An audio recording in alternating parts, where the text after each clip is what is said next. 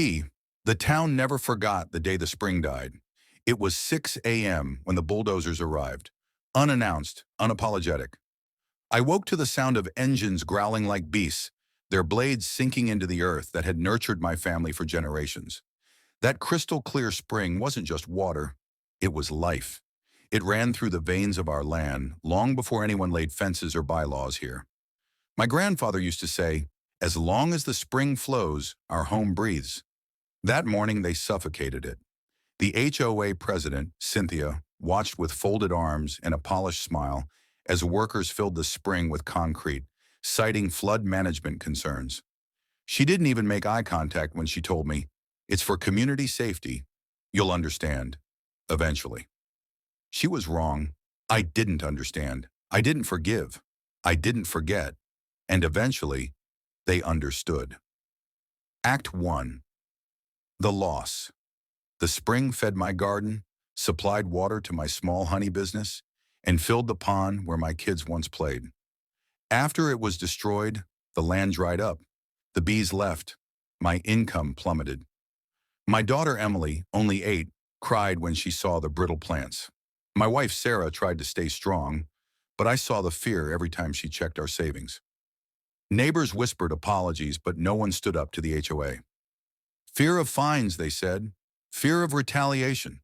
What about fear of watching your family suffer? I tried reason, filed complaints, contacted environmental agencies. I spent nights researching water rights, even found documents proving the spring was a protected natural feature. But somehow permits had been approved overnight.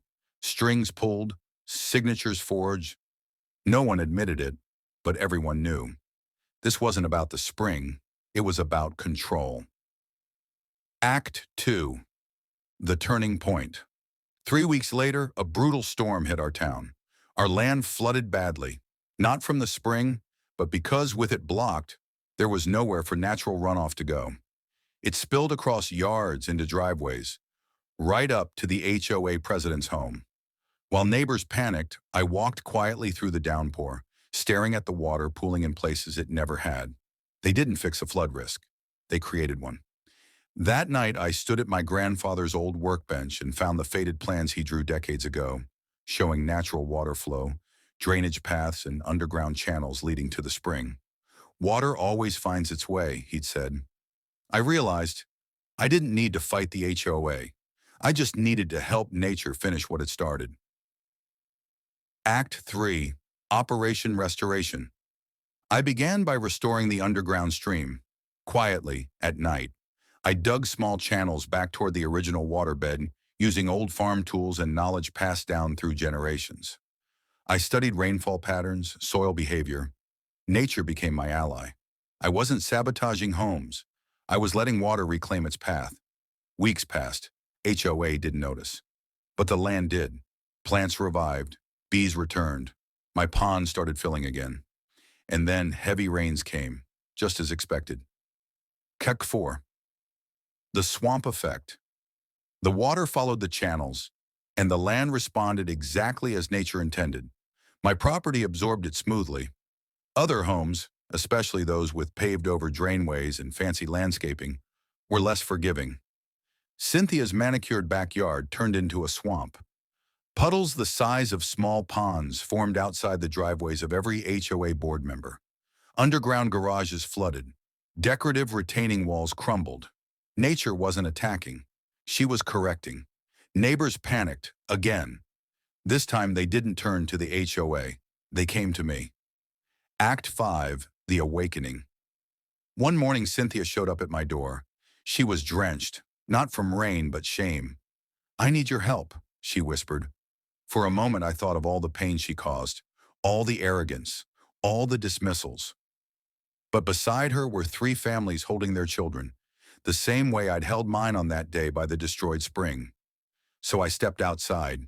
I gathered the community, showed them my grandfather's water plans, taught them how natural drainage worked.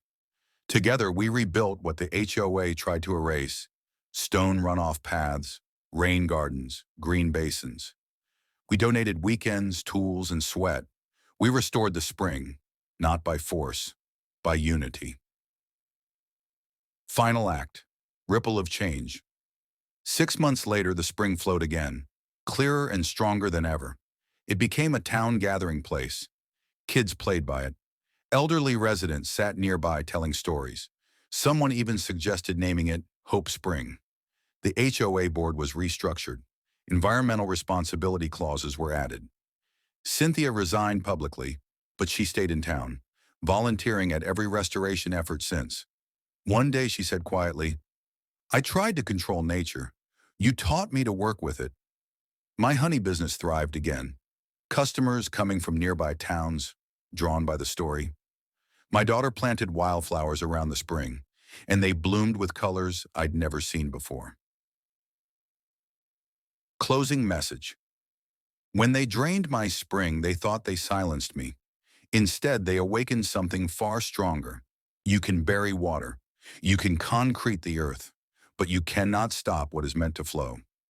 In life, some people will try to control your path, restrict it, redirect it, drain it. Let them. Then rebuild. When your time comes, let your strength flood every barrier, not to destroy, but to restore. Because the greatest revenge is not ruin, it is renewal. Fade out to the sound of flowing water.